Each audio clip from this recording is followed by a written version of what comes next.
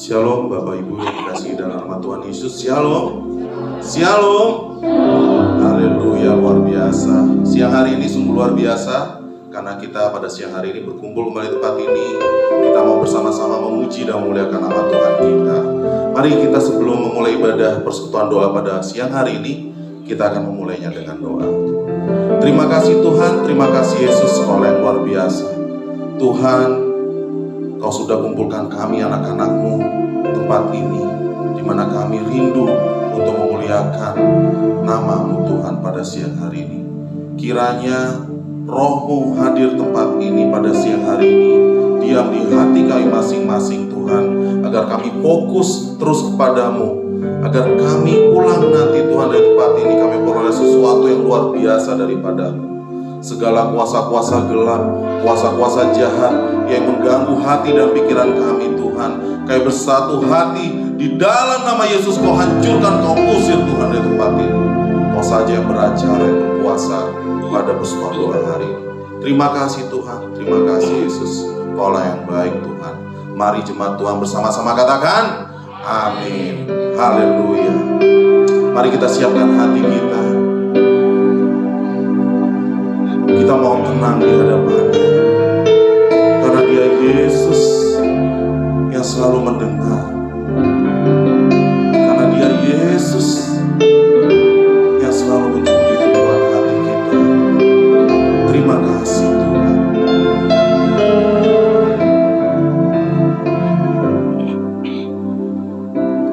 Bapa Kau mendengar seruan hatiku, tak pernah Kau lepaskan dari kasih-Mu.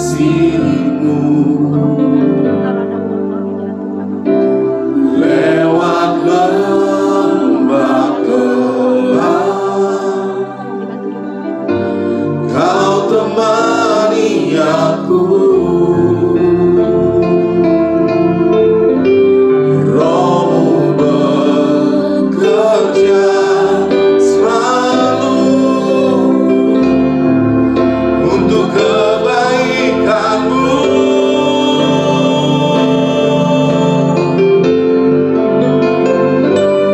Mengalir kuasa dari tempat maha tinggi, Bapa kekal mulia, Kau hadir di sini, memulihkan hati, menyembuhkan yang terluka. Ku kan tenang bersama-Mu, Bapa. Terima kasih Tuhan. Bapa Kau mendengar seruan hati kami Tuhan. Seruan hatiku, Tak pernah Kau lepaskan tak pernah Kau lepaskan dari kasih-Mu Tuhan. dari kasih-Mu.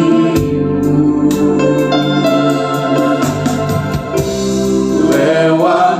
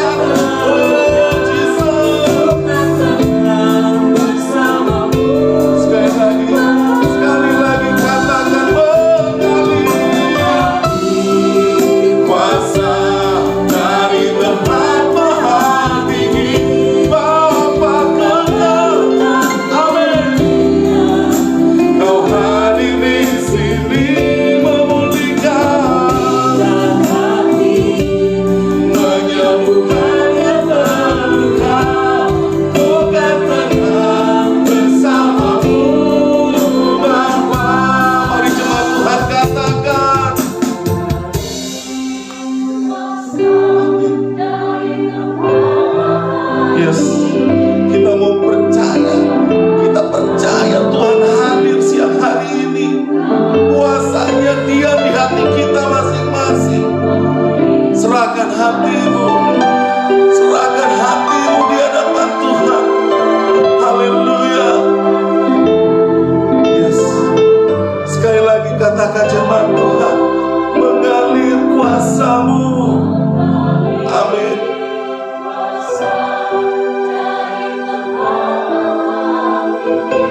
Hadir Tuhan. Kami rindu Engkau.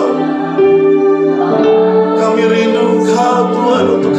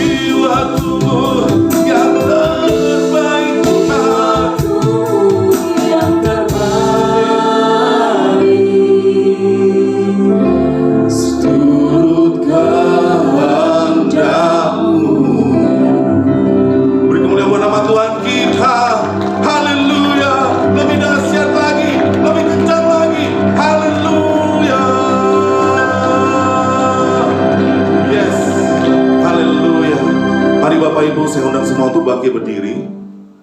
Mari tengok kanan kirinya. Sungguh kasih Tuhan luar biasa hingga Dia mengantarkan kita sampai siang hari ini. Amin. Berikan salam yang indah dong. Katakan, Tuhan Yesus mengasihimu. Haleluya.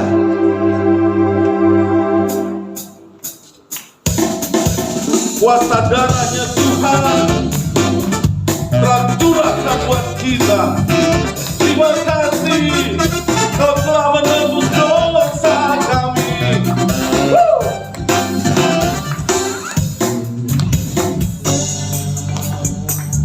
Yesus namanya menyembuhkan, Haleluya.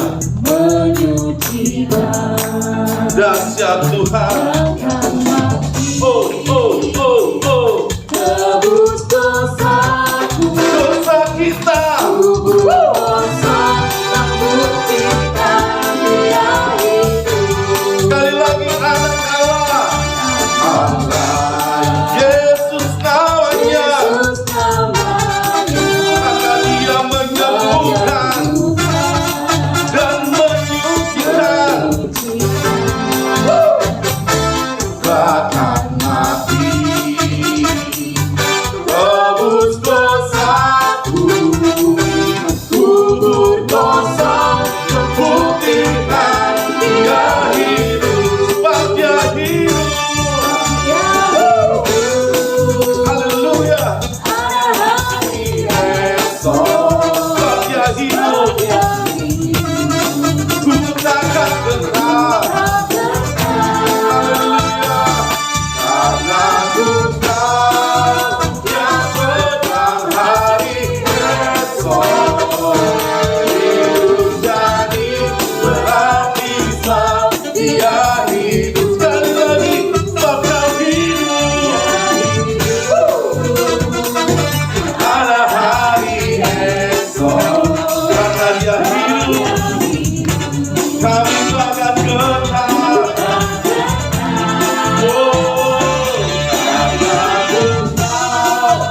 Yang menang hari esok. Hidup jadi berarti.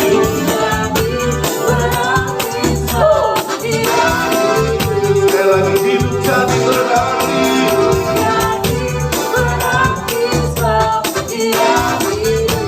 Hidup jadi berarti. Dia hidup. Haleluya. Saya undang Bapak Ibu untuk duduk kembali. Dahsyat luar biasa. Mari kita siapkan hati kita untuk mendengarkan firman-Nya yang luar biasa. Kita tundukkan hati kita di hadapan Tuhan. Terima kasih Yesus.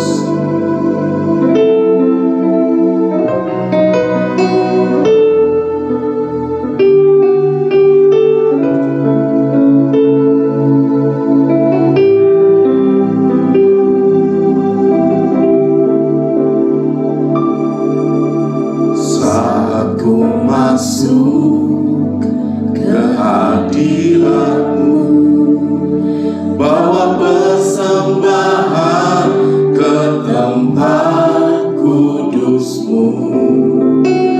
Pujian ku naikkan, sembah ku berikan bagi-Mu Allah yang mulia. Kau layakkanku menghampirimu, melihat tata kemuliaan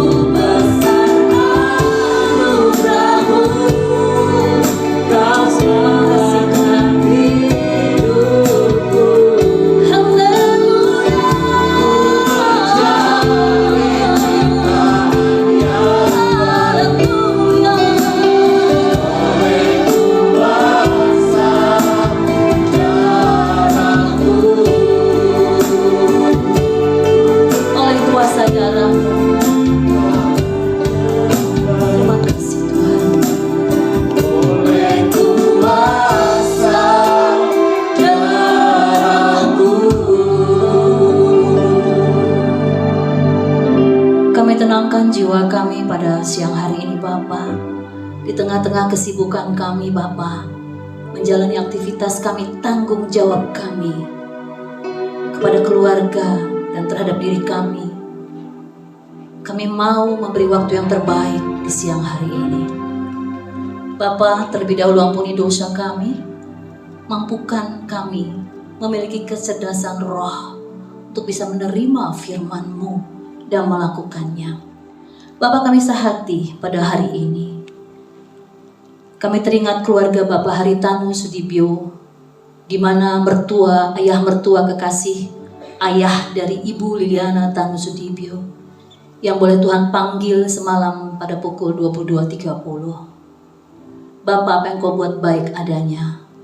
Kalau almarhum Opa Yudi boleh beristirahat dengan tenang, biarlah itu semua boleh mendatangkan kemuliaan Tuhan. Dan keluarga yang sedang berduka saat ini boleh dikuatkan dan diteguhkan. Bahwa ada pengharapan. Orang yang hidup di dalam Tuhan akan memerintah bersama dengan Tuhan Yesus di kerajaan surga kekal. Terima kasih Bapa yang baik. Kami akan duduk tenang mendengar suara-Mu. Di dalam nama Tuhan Yesus, kami berdoa dan mengucap syukur. Sama-sama kita berkata, amin. Silakan duduk Bapak Ibu Saudara sekalian. Atas nama Persekutuan Doa MNC Center, kami mengucapkan turut berbelasungkawa kepada keluarga Bapak Haritanu Sudibyo. Dan saat ini almarhum ada disemayamkan di rumah duka MRCC Siloam Semanggi. Baik, Bapak Ibu, saya diberikan tema oleh pengurus hari ini adalah tidak punya hak untuk menahan pengampunan. Saya jujur saja membawa materi ini sangat berat sekali ya, karena daging saya juga masih ada, tapi kita nggak bisa berpikir bahwa kedagingan saya masih ada, berarti saya masih bisa melakukan atau tidak melakukan apa yang menjadi tema kita pada hari ini. Itu tidak menjadi alasan buat kita. Karena Tuhan Yesus berkata bahwa setiap orang yang menerima Yesus sebagai Tuhan dan Juru Selamat mempunyai kuasa untuk menjadi anak Allah. Ketika menerima kuasa menjadi anak Allah, artinya ia siap sedia memiliki pikiran dan perasaan yang terdapat di dalam Kristus tanpa alasan. Ini yang membuat kita punya gairah untuk bergerak melakukannya. Ini yang membuat kita berani untuk melangkah. Dan sepatutnya anak-anak Tuhan yang hidup di dalam Tuhan itu punya keinginan untuk berani melangkah. Seperti juga dalam tema pada siang hari ini. Kak Eli, boleh ditayangkan Kak Eli?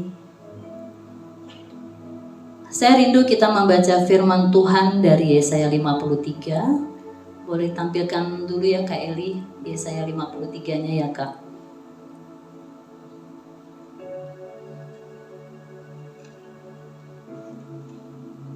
Sudah dapat ya? Baik, maaf, saya ingin baca dulu dari Yesaya 52, Kak Eli, ayat yang ke-13 sampai dengan 15. Yesaya 52 ayat 13 sampai dengan 15.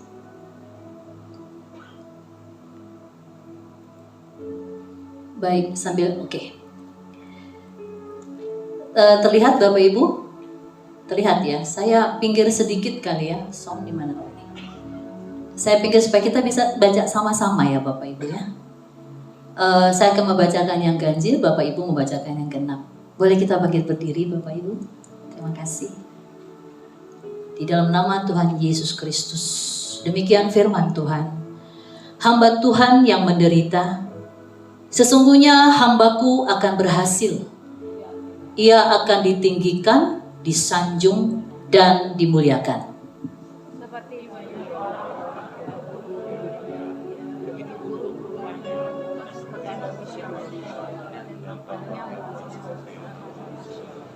Demikianlah ia akan membuat tercengang banyak bangsa, raja-raja akan mengatupkan mulutnya melihat dia, sebab apa yang tidak diceritakan kepada mereka akan mereka lihat, dan apa yang tidak mereka dengar akan mereka pahami. Boleh dilanjutkan? Silakan. Siapakah? Oh, boleh Pak Eli. Baik, saya dulu ya. Siapakah yang percaya kepada berita yang kami dengar?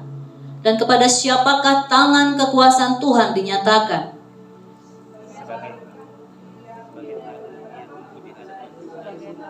Sebagai tunas dari anak beli, ia tidak tampak dan semalamnya tidak ada, sehingga kita memandang dan apapun tidak.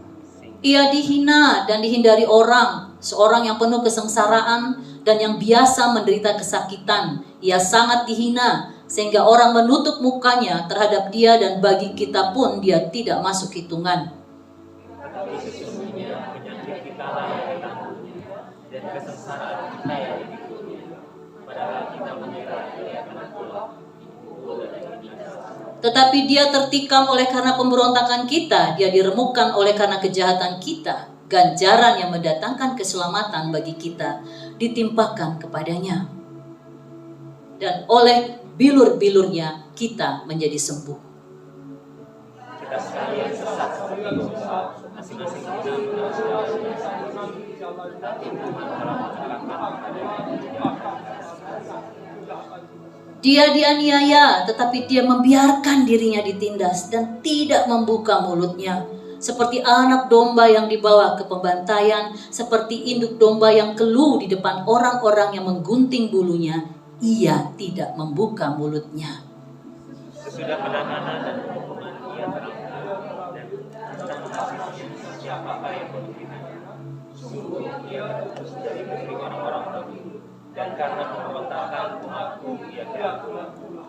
Orang menempatkan kuburnya di antara orang-orang fasik, dan di dalam matinya ia ada di antara penjahat-penjahat. Sekalipun ia tidak berbuat kekerasan dan tipu tidak ada dalam mulutnya. Tetapi Tuhan berkehendak menemukan dia dan kesakitan apabila ia menyerahkan diri sebagai korban. Ia akan melihat keturunannya, umurnya dan kehendak Tuhan akan terlaksana. Sesudah kesusahan jiwanya, ia akan melihat terang dan menjadi puas. Dan hambaku itu sebagai orang yang benar akan membenarkan banyak orang oleh hikmatnya, dan kejahatan mereka dia pikul. Sebab begitu aku akan memberikan kepadanya orang-orang besar sebagai orang fasik, dan ia akan mengambil orang-orang kuat. Ia sebagai ganti karena ia telah menyerahkan nyawanya ke dalam maut, karena ia pengikutnya adalah pemberontak. Ibu ia menanggung dosa banyak dan berdoa untuk pemberontakan. Silakan duduk Bapak Ibu Saudara sekalian. Diberkatilah kita yang mendengarkan kebenaran firman Tuhan dan melakukannya dalam kehidupan sehari-hari. Bapak Ibu, saya membaca ini jadi berbanyak berpikir, siapakah Yesus itu sebenarnya? Di ayat 52 dikatakan bahwa hambaku akan berhasil, ia akan ditinggikan, disanjung dan dipermuliakan dan selanjutnya. Tetapi setelah kalimat itu keluar, ada satu kalimat dan banyak beberapa kalimat yang diucapkan di pasal 53 yang jujur menurut saya inilah kreativitas ilahi. Sebagai taruk ia tumbuh di hadapan Tuhan dan sebagai tunas dari tanah kering. Taruk itu adalah kuncup, tumbuhan yang baru, tumbuhan kecil yang tumbuh di batang pohon. Pernah lihat ya? Ini batang pohon, dia tumbuh kecil, tapi dia menempel di batang pohon. Kuncup itu nggak bisa tumbuh di dimanapun, dia harus ada di batang pohon. Taruk itulah Yesus. Di sini dikatakan di ayat 53, sebagai taruk ia tumbuh di hadapan Tuhan. Artinya dia menyatu dengan Bapa di sorga. dia tumbuh, dia lahir dari batang, dari Bapa di sorga. Dia lahir dari Allah. Amin. Kemudian dikatakan, dan sebagai tunas dari tanah kering. Ada dua perkataan yang bertolak belakang. Kalau dia tumbuh di dalam batang, kita membayangkan dia akan bertumbuh subur. Ketika pohon itu bertumbuh kuat, maka automatically si kuncup itu akan bertambah kuat gitu ya. Tapi bagaimana yang kedua dikatakan, dia sebagai tunas tanah kering. Ada dua kehidupan dari anak yang disebut dengan hambaku yang berhasil ini harus mengalaminya. Keberadaan yang pertama sebagai taruk yang tumbuh di hadapan Tuhan adalah menunjukkan keberadaan dia. Siapa dia sebenarnya? Tidak bisa dipungkiri dari perjanjian lama Taurat, yang artinya diimani juga oleh agama lain yang mengerti akan Taurat, bahwa hamba ini adalah Isa yang harusnya berasal dari Bapa, yang harus diakui keberadaannya, tidak bisa ditolak, tidak bisa didenial, tidak ada penyangkalan bahwa dia berasal dari Allah. Tapi yang kedua dikatakan sebagai tunas dari tanah kering. Ketika membahas sebagai tunas dari tanah kering, ayat berikutnya yang mengatakan ia tidak tampan dan semaraknya tidak ada sehingga kita memandang dia, dan rupa pun tidak sehingga kita menginginkannya. Kak Eli, boleh ditayangkan saya punya ya. Apa yang dialami sebagai tunas yang ada di tanah kering? Apa yang harus dialami sebagai tunas yang di tanah kering? Dia yang berasal dari Bapa harus berfungsi menjadi tunas di antara keadaan yang sangat menyedihkan. Tanah kering berbicara kekurangan, tanah kering berbicara hampa, tanah kering berbicara tidak ada kehidupan. Gak ada ya pohon tumbuh di tanah kering ya. Tanah kering berbicara tidak ada kehidupan. Tapi Tuhan menaruh dia sebagai tunas di tanah kering. Ketika dia masuk ke dalam tanah yang kering. Sudah Kylie? Belum ya? Ketika dia masuk ke dalam tanah yang kering, dia menerima sesuatu yang tidak atau bukan kewajibannya menerima itu.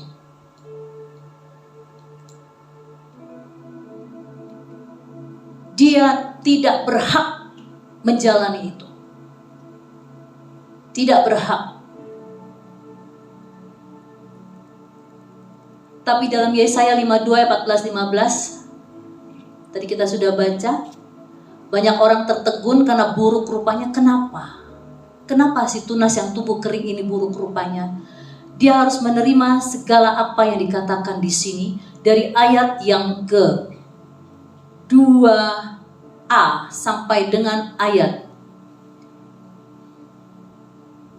yang ketiga. Ia tidak tampan dan semaraknya pun tidak ada sehingga kita memandang dia. Gak mungkin kita mandang dia karena rupanya jelek banget. Gak akan orang menoleh dia. Rupanya pun tidak sehingga kita menginginkannya. Kita gak akan pernah menginginkan rupanya lagi. Kenapa rupanya sampai kita gak menginginkannya? Ia dihina dan dihindari orang, seorang yang penuh kesengsaraan dan yang biasa menderita kesakitan. Ia sangat dihina sehingga orang menutup mukanya terhadap dia, dan bagi kita pun dia tidak masuk hitungan. Kenapa? Kenapa tunas ini harus menerima ini? Harusnya nggak perlu dia menerima ini. Tunas ini harusnya tetap saja di batang pohon yang segar, nyaman bersama dengan bapaknya. Kenapa dia harus ada juga berfungsi di tanah kering? Kenapa harus dihina? Kenapa orang nggak bisa, mukanya sampai nggak bisa dilihat. Kita nggak tahu mukanya sampai jelek rupanya, sampai semarak yang nggak ada, itu seperti apa, nanti kita akan tahu. Pertanyaan kita, kenapa dia harus menerima itu? Dia menerima hinaan, dia menerima cacian orang. Kenapa? Ayat berikutnya. Tetapi sesungguhnya penyakit kitalah yang ditanggungnya. Kesengsaraan kita yang dipikulnya. Kita mengira dia kena tulah, dipukul atau ditindas Allah. Boleh dibilang dihukum oleh Allah. Ayat 5 dikatakan, tetapi dia tertikam oleh karena pemberontakan kita, dan diremukkan oleh kejahatan kita. Ganjaran yang mendatangkan justru bagi keselamatan kita. Ternyata dia di tanah kering. Tanah kering berbicara kita. Tanah kering berbicara saya. Bang Andrew, Bang Eli, Sis Inga, semua pengurus dan semua jemaat seluruh dunia ini. Tanah kering berbicara kita. Kok kita tanah kering? Kesengsaraannya itu dipikul oleh kita. Apa yang menjadi kesengsaraan kita?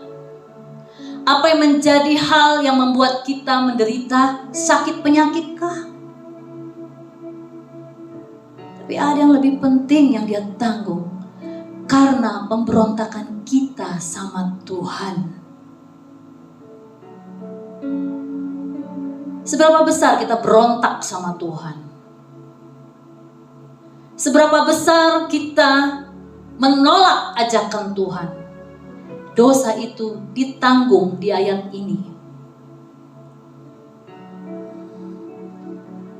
Dan oleh bilur-bilurnya kita menjadi sembuh. Menjadi sembuh. Bapak Ibu, bilur-bilur di sini bicara bukan cuma kesehatan, tapi yang lebih spesifik dikatakan oleh bilur-bilurnya kita sembuh adalah pemberontakan kita yang diambil oleh dia, sehingga membuat kita mendatangkan keselamatan buat si tanah kering ini dan menjadi sembuh oleh bilur-bilurnya. Jangan cuma bicara kesehatan. Ayat ini tidak bicara kesehatan tentang bilur-bilurnya, tetapi ayat ini berbicara pemberontakan dosa kita. Dia nggak mikir, saudara. Dia lakukan di tanah kering ini. Amin. Lanjut. Kita sekalian sesat seperti domba, masing-masing kita mengambil jalannya sendiri. Yes, itulah tanah kering. Itulah kita. Tetapi Tuhan telah menimpakan kepadanya kejahatan kita sekalian. Dia dianiaya, tetapi dia membiarkan diri ditindas dan tidak membuka mulutnya, seperti anak domba yang dibawa ke pembantaian. Dia sengsara. Kylie boleh ditampilkan lagi, Kylie. Dia boleh sengsara, dihina, dicaci maki, yang bukan salahnya dia, yang bukan dosanya dia. Dia tanggung, dihakimi pula. Orang Batak bilang, bah. Ya. Lalu siapa yang harus menerima? Tadi kita sudah baca, tanah kering itu yang harusnya menerima segala hal yang dialaminya dari ayat 2 sampai dengan ayat 3. Kita yang harus menerimanya. Lalu respon apa yang dialaminya oleh sang hamba tadi, sang taruk, sang tunas? Apa yang diresponi oleh dia ketika dia mendapatkan sesuatu yang bukan seharusnya tanggung jawab dia, yang bukan seharusnya dia alami? Apa respon yang diberikan?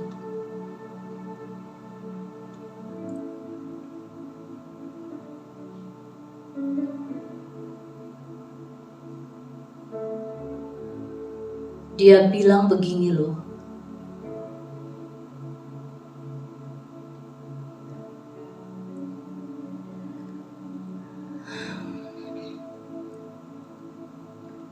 ia tidak membuka mulutnya. Yesus tidak membuka mulutnya. Kalau kita bicara tidak membuka mulutnya, ayat 7 dan 8 dikatakan ia seperti induk domba yang keluh di depan orang yang mau gunting. Dia tidak membuka mulutnya. Dia diam, dia ditindas, dianiaya, dia membiarkan dirinya ditindas dan tidak membuka mulutnya. Saya malu baca ini Bapak Ibu. Tidak membuka mulut di sini adalah dia tidak bilang bahwa saya benar, kamu salah. Dia tidak membuka mulutnya. Dia tidak melihat pemberontakan kita. Seberapa besar yang kita lakukan buat bapaknya. Seberapa besar luka yang dilakukan oleh si tanah kering untuk bapaknya. Dia tidak perhitungkan. Dia tidak perhitungkan berapa banyak kau berbohong. Berapa banyak saya berjalan serong dengan Tuhan. Dia tidak perhitungkan berapa banyak orang berzina seluruh dunia ini. Kotor, jijik. Seharusnya dia jijik dengan orang-orang yang melakukan dosa. Tapi dia tidak membuka mulutnya untuk mengatakan kamu berdosa. Aku jijik sama kamu. Kamu bersalah. Dia tidak melakukan itu. Saya nangis baca ini ya Pak, Bu, malam-malam. Waktu saya mau cari ayat yang mana yang saya harus bawa ya Tuhan. Oh wow. Kita hanya melihat kesalahan. Pak Andrew misalnya melukai saya, dia menipu saya. 10 juta saya diambil oleh Pak Andrew. Bapak Ibu, hamba ini harus menanggung bukan cuma kesalahannya Pak Andrew 10 juta, mungkin kesalahan Anda yang sedang melakukan melukai orang tua, melukai anak, melukai saudara, melukai teman, menghakimi teman. Dia tanggung semuanya itu. Dia ambil semuanya itu. Gak pikir 2 kali. Gak pikir 2 kali untuk melakukannya. Kita gak usah mikir 2 kali. Mungkin gak mau kita mengampuni. Malu saya baca ini. Kemudian apa yang dikatakan? Respon yang diberikan kepada hamba ini, selain dia tidak membuka mulutnya, yang mengartikan bahwa dia tidak menghakimi kita. Saya punya cerita. Ada anak kecil. Anak ini kesayangan dari neneknya, masih kecil, yang membuat anak ini jadi istimewa gitu ya. Tiba-tiba sepupu-sepupunya marah. Dia nggak tahu kalau sepupunya tuh nggak suka sama dia. Jadi sepupu-sepupunya bawa beberapa teman pura-pura baik-baikin anak ini. Halo gitu. Panggilan nama anaknya Nancy gitu. Hai Nancy gitu. Dia senang dong sepupu yang biasa nggak deket sama dia, terus dia didatengin sama sepupu itu. Wah, kakak sepupu aku nih tuh sayang sama aku gitu. Sayang dia sama aku. Lalu dideketin. Begitu dideketin, kamu apa punya boneka? Pinjam dong bonekanya. Oh boleh. Senang dong, karena senang ya dideketin oleh orang yang jarang ketemu. Lalu dikasih bonekanya, terus kepalanya diginiin si Nancy. Gini. Pakai jitak gini. Dia jatuh. Siapa yang ngalamin itu? Mungkin tidak fisik, tapi melukai secara mulut, perkataan. Atau Anda seorang anak yang kecewa sama orang tua. Orang tua minta duit melulu nih.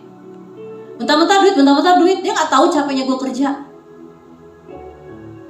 Tapi ada seorang anak. Anak ini orang tuanya waktu itu susah banget. Dia harus mengikuti permintaan orang tuanya untuk minta makanan dulu di warung, ngutang dulu di warung. Bahkan dia harus ngutang dulu untuk rokok bapaknya. anak itu yang jalan, bukan orang tuanya. Tapi anak itu tidak pernah dendam kepada orang tuanya. Anak itu mengasihi orang tuanya. Jadi barang siapa yang sangat marah dengan orang tua yang merongrong uang kita, berpikir 2 kali untuk melakukannya.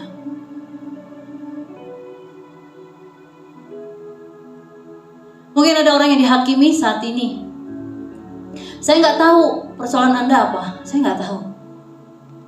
Mungkin saat ini Anda merasa dihakimi oleh orang, atau difitnah, atau dipermalukan di depan forum terbuka dalam satu meeting. Anda dipermalukan, padahal Anda tidak melakukannya. Bagaimana mau bela diri? Dipermalukan oleh orang-orang yang ada di atas kita. Sakit hatinya. Mungkinkah kita sanggup mengampuni? Mungkinkah kita bisa mengampuni orang-orang itu? Saya melihat Taruk ini, Bapak Ibu teman-teman. Saya pun belajar ya, saya nggak pintar. Saya ada dalam proses ini Bapak Ibu. Tapi saya mau geret hidup saya untuk kesini. Karena saya nggak mau gagal untuk memiliki pikiran dan perasaan dalam Kristus. Meskipun dunia hidup saya yang kemarin-kemarin gagal, bukan berarti hidup saya ke depan gagal. Amin. Demikian juga teman-teman dan Bapak Ibu. Bukan berarti gagal. Kalau kemarin kita boleh gagal, tapi jangan digagalkan lagi hidup yang ke depan. Saya memandang Taruk ini. Ketika Taruk ini berkata, Yohanes 15 ayat ke-13. Tidak ada yang lebih besar dari kasih seorang yang memberikan nyawanya kepada sahabatnya. Kalau sahabat saya adalah Pak Kris, sahabat saya Bu Inge, Kak Eli, Kak Sani, mungkin saya bisa berikan karena saya sayang sama mereka. Atau Kak Eva. Tetapi seseorang yang memberikan kasihnya, memberikan nyawanya kepada sahabatnya adalah sahabat-sahabat yang tanah kering itu masalahnya. Bukan sahabat seperti saya bercengkerama sebelum kita ibadah, ketawa-tawa geli gitu. Nanti kalau udah khotbah jaim ya. Come on. Bisa dipahami ya. Berhakkah kita menghakimi orang? Berhakkah kita menahan kemarahan orang? Berhakkah kita menyimpan dendam? Kamu gak layak dapat pengampunan dari saya. Berhakkah kita bicara seperti itu? Saya pikir malu kita baca ayat ini ya. Dia mendapat cambuk 39 kali. Dengan 3 tali di mana ujung-ujung itu ada mata logam. Ketika dia nancap di badannya, ditarik daging tubuhnya. Dan harus berjalan dengan memikul salib. Ketika salib itu jatuh, Anda bisa bayangkan yang ada di pinggir jalan itu siapa? Orang-orang yang mengasihi dia, yang memuji-muji khotbahnya dia waktu di bait Allah. Wah, hebat khotbahnya ya, keren banget nih orang. Tapi ketika dia sedang melakukan tugasnya untuk menanggung dosa kita, tidak ada yang menyentuh dia. Tidak ada yang memuji dia sebagai orang yang hebat. Pas dengan ayatnya. Bahkan orang-orang di sekitarnya itu ada sahabatnya. Yang satu sudah jelas pengkhianat, Yudas. Yang satu lagi nyangkal 3 kali, padahal sebelum dia bilang, aku akan memberikan nyawaku untukmu Tuhan. Tetapi ketika Tuhannya angkat salib, apa yang dia lakukan? Dia menyangkal, aku tidak mengenalnya 3 kali. Dia tidak memikirkan tentara Romawi yang dengan keras memukul cambuk yang saya bilang tadi. Dia nggak memikirkan.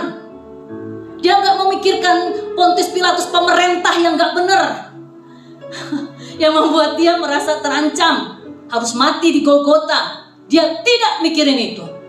Apa yang dipikirkan dia?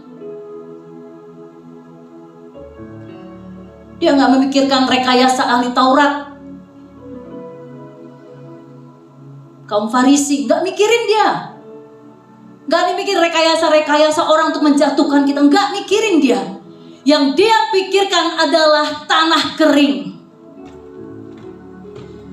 Yang dia pikirkan adalah dosa saya dan seluruh umat manusia. Yang dia pikirkan adalah keselamatan Yudas. Yang dia pikirkan keselamatan Petrus. Yang dia pikirkan keselamatan ahli Taurat dan Imam Farisi. Segala macam semua orang-orang yang terlibat di dalam penderitaannya dia. Itu yang ada di otaknya. Supaya apa?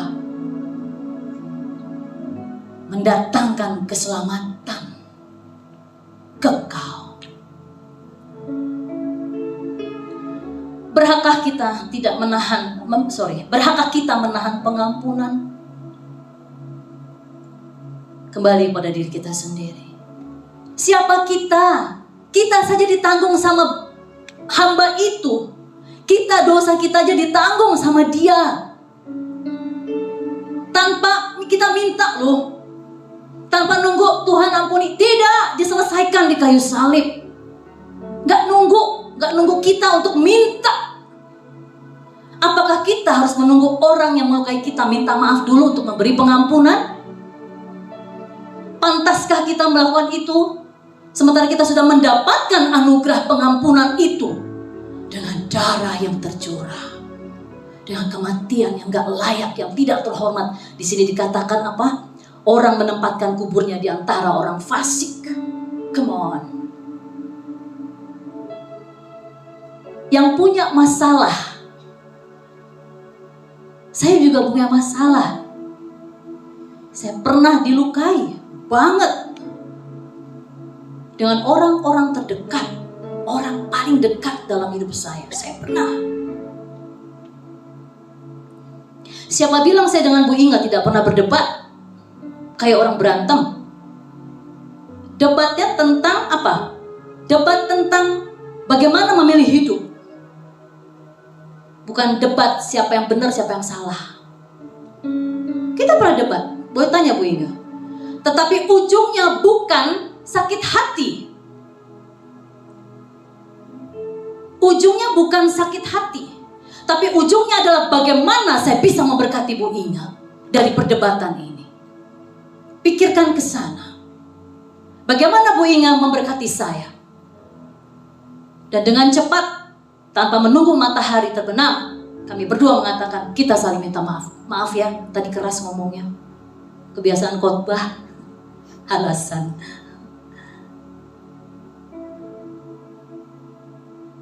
Teman-teman, respon yang diberikan oleh hamba ini adalah respon kita. Yesus mengatakan kepada kita bahwa siapa yang mengasihi dia harus menuruti perintahnya. Amin. Amin. Aku takut ngomongnya. Saya ulang ya. Barang siapa yang mengasihi aku, maka ia akan mengikuti perintahku. Amin. Kata Tuhan Yesus. Berarti yang tidak mengikutinya artinya tidak mengasihi.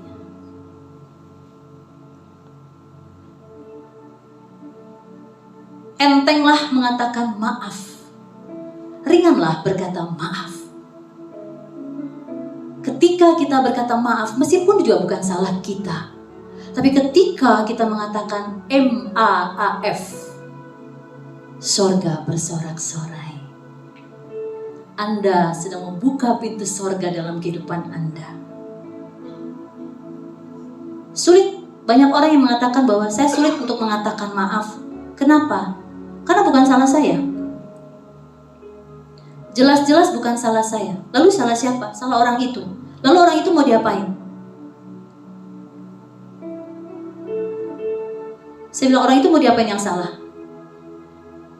Mau dihukum? Mau disumpahin? Dikutuk? Mau apa? Jadi mau diapain tuh orang? Kalau Yesus bisa memandang dia sebagai tanah kering, bisakah kita memandang sesama kita yang melukai hati kita adalah tanah kering? Saya pernah melakukan itu, berat banget waktu melakukannya pertama kali. Memulainya susah ya Bu ya, untuk minta maaf sama orang. Tapi ketika kata maaf ya, saya salah. Atau maaf ya, saya udah bicara keras dan kayaknya kamu terluka. Ketika kita mengucapkan kalimat itu, kita sedang mempraktekkan gaya hidup Kristus. Paulus berkata bahwa hidupku bukan aku lagi, tapi Kristus dalam aku. Bagaimana mungkin kita bisa mengatakan Kristus dalam aku, karakternya dia tidak ada padaku? Amin, Bapak Ibu. Kita gak berhak menahan pengampunan. Tidak punya hak sedikit pun. Sedikit pun. Apapun alasannya. Sama seperti dia juga tidak mau menerima alasan apapun untuk mengampuni kita. Karena pengharapan dan kasih. Yohanes dikatakan pengharapan dan kasih. Saya senang deh baca Yohanes sebagai penutup kita pada siang hari ini ya, teman-teman, Bapak Ibu sekalian. Kelly boleh dibuka Yohanes 17 kalau nggak salah, saya baca.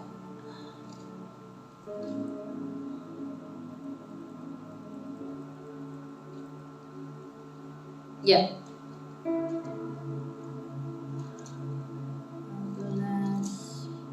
Ya, ini dia. Waktu Tuhan Yesus berdoa untuk murid-muridnya, ya, Tuhan Yesus bilang gini, dan bukan untuk mereka ini saja aku berdoa. Mereka ini sahabat-sahabatnya ya. Kalau kita baca di perikop Yohanes 17 itu tulisannya doa Yesus untuk murid-muridnya. Ya, saya baca di ayat 20 aja.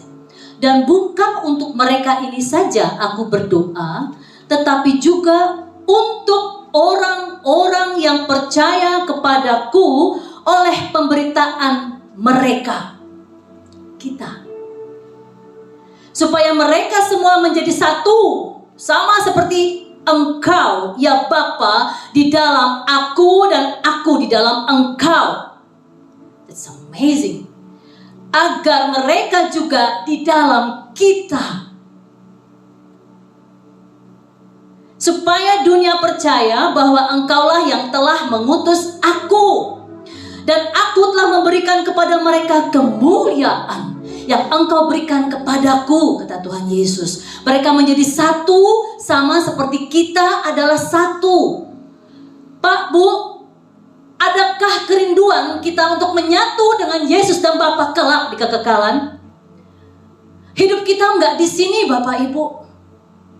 Hidup ini adalah ruang praktek bagi orang-orang yang sudah menerima Yesus sebagai Tuhan dan Juru Selamat, yang diberi kuasa sebagai anak Allah. Dia mempraktekkan gaya hidupnya Kristus di bumi ini. Artinya tanah kering itu menjadi tanah yang subur seharusnya. Jangan bertahan di tanah kering lagi, atau jangan dikeringkan lagi tanahnya. Jangan. Kenapa? Yesus berjanji supaya orang-orang yang kering tadi menjadi tanah yang subur, jadi berkat buat orang lain, melepaskan pengampunan terus menerus. 1000 kali dilukai, 1000 kali kita lepaskan pengampunan. Gak ada cerita. Ketika orang-orang itu pulang, maka dia akan bersatu dengan Yesus dan Bapaknya. Apa yang menjadi tujuan hidup kita siang hari ini, saya mau tanya. Inikah tujuan Bapak Ibu atau cuma saya sendiri? Saya berharap semua di ruangan ini punya kerinduan itu. Bersatu dengan Yesus dan Bapa. Itu final. The final of our life. Gak ada lagi yang lain, gak ada cerita yang lain.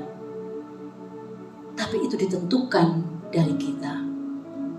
Saya senang bacanya. Aku di dalam mereka, ayat 23 dari pasal 17 Yohanes. Aku di dalam mereka dan engkau di dalam aku, supaya mereka sempurna menjadi satu, agar dunia tahu bahwa engkau yang telah mengutus aku, dan bahwa engkau mengasihi mereka sama seperti engkau mengasihi aku. Oh wow. Saya gak tahu seberapa rindunya kalian untuk bisa bersatu dengan Bapa. Tetapi sarana salah satunya adalah mengampuni sesama, untuk bisa bersatu dengan Bapa di surga. Amin. Mari kita bangkit berdiri.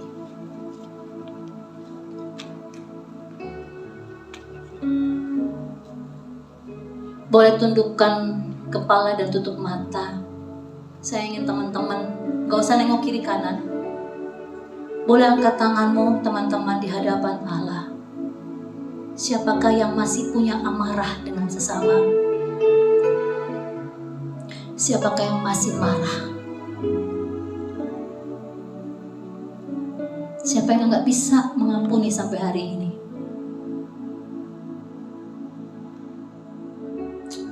Yesus. Haleluya. Yesus, para singer boleh naik ke atas, worship leader juga boleh naik ke atas.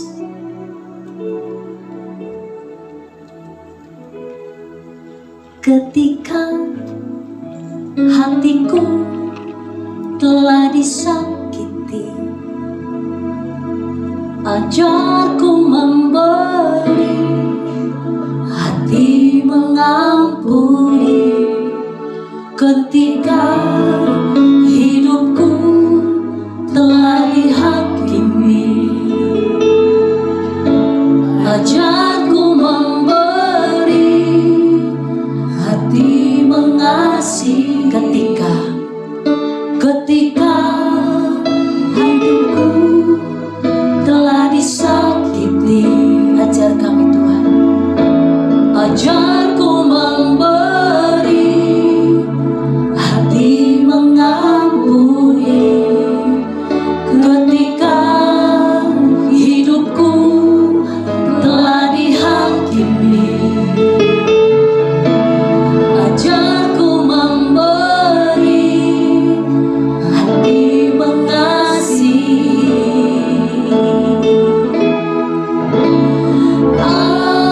Ampuni bila kami tak mampu mengampuni yang bersalah kepada kami, seperti hati Bapa mengampuni, mengasihi, tiada pamrih. Seperti hati Bapa, seperti hati Bapa mengampuni, mengasihi, tiada pamrih. Katakan dengan sungguh, seperti hati Bapa mengampuni, mengasihi, tiada pamrih.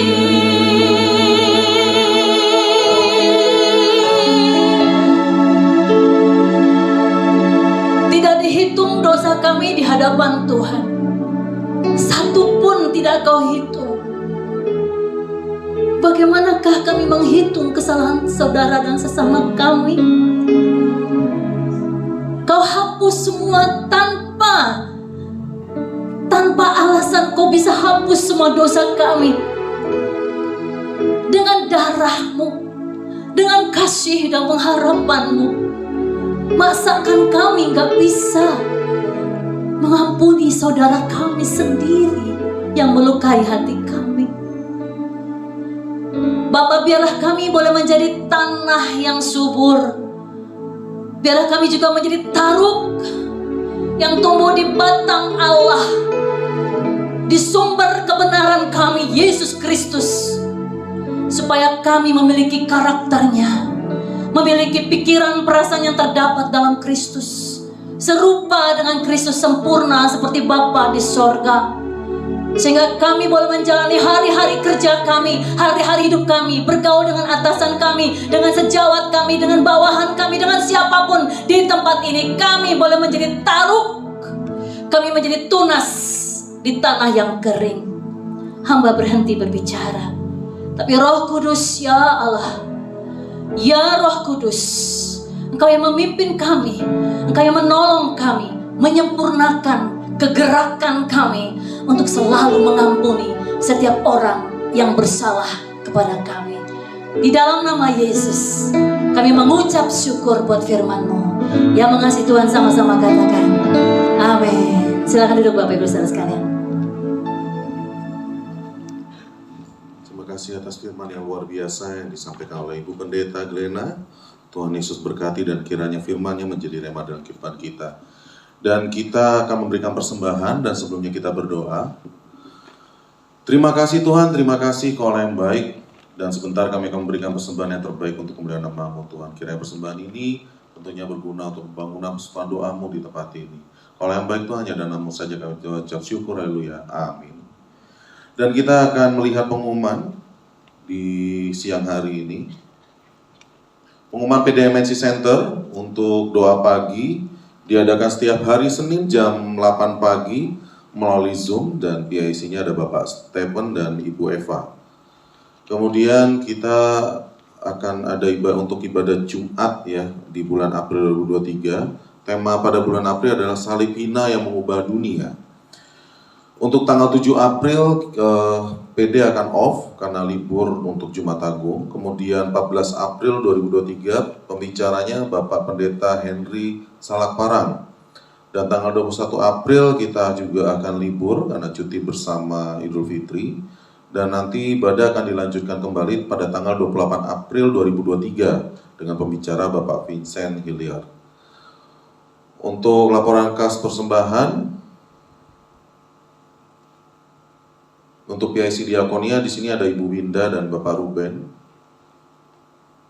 Kemudian mari bergabung bersama kami ya untuk melayani di PDMNC Center, baik yang tergerak hatinya untuk menjadi aser dan juga pemain musik, baik itu gitar, bass, drum, keyboard. Silakan bisa menghubungi PIC Ibu Sani untuk pelayan musik dan juga PIC Bapak Yuda untuk aser. Kemudian Persekutuan Doa MNC Center juga bisa disaksikan via YouTube channel dengan nama Persekutuan Doa MNC Center. Jadi rekan-rekan bisa like and subscribe jaringan YouTube PDMNC Center ya. Terima kasih, lain-lain tidak ada. Dan saya berikan kesempatan serahkan pada Ibu Pendeta Glena untuk memberikan doa syafaat dan juga doa berkat.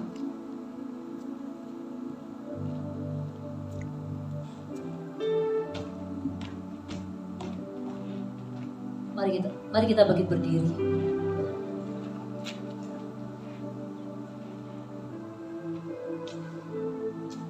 Yang siap mengampuni boleh angkat tangan. Oh yes. Sama-sama ya berjuang ya. Saya juga masih berjuang kok. Ya sama-sama ya.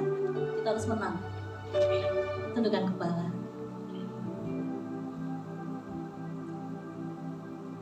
Rohmu yang bekerja Bapa, untuk menuntun kami, untuk melakukan sesuatu seperti yang Yesus lakukan. Kami mau, kami ingin, dan kami akan mulai bergerak untuk lebih lagi mengampuni sesama kami. Kami tanamkan di hati kami, tidak ada satu hak pun kami untuk menahan pengampunan.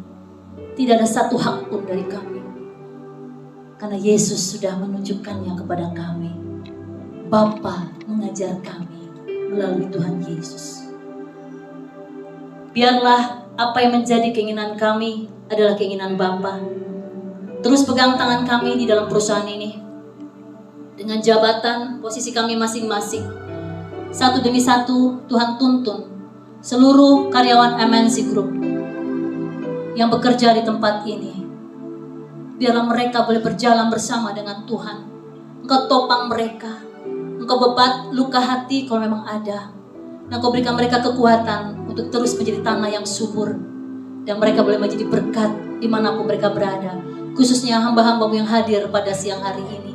Yang memberi waktu yang berharga buat Tuhan. Yang mau mendengar suara Tuhan. Ya Bapa, Engkau balas setiap langkah kaki mereka ke tempat ini. Dengan berkat yang datang dari sorga. Mereka boleh mendapatkan pemulihan dari Bapa.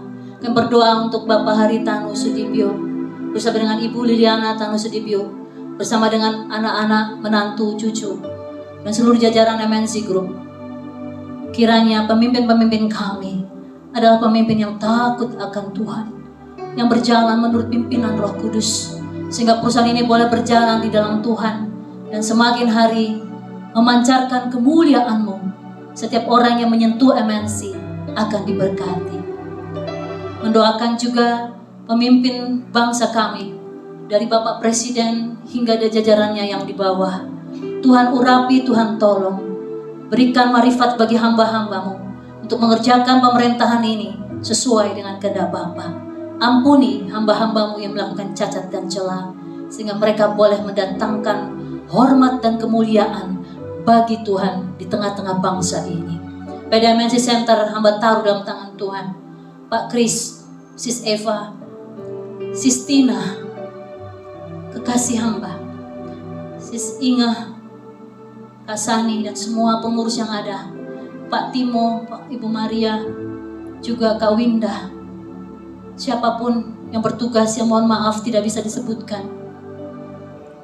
Urapi mereka yang memakai tempat ini untuk kemuliaan Tuhan, menyisihkan waktu mereka yang berharga untuk pelayanan-pelayanan, bukan hanya pelayanan di tempat ini, banyak dikerjakan untuk PDMNC Center. Bapa di sorga, Engkau tilik kebaikan hati mereka, urapi mereka satu demi satu, mampukan mereka menjalani hidup seperti Kristus hidup.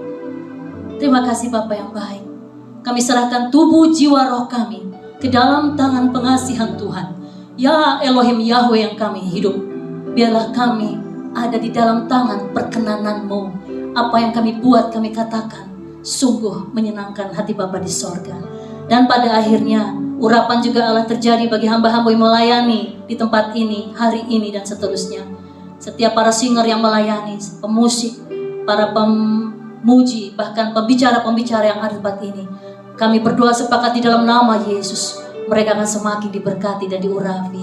Terima kasih Bapa yang baik. Pada akhirnya, terimalah berkat Allah,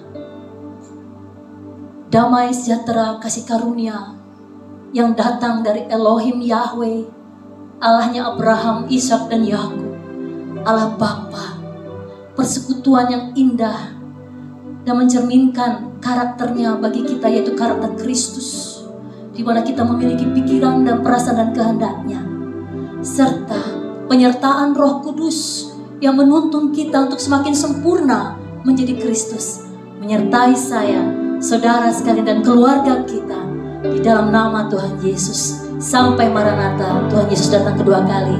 Sama-sama katakan amin. Bapa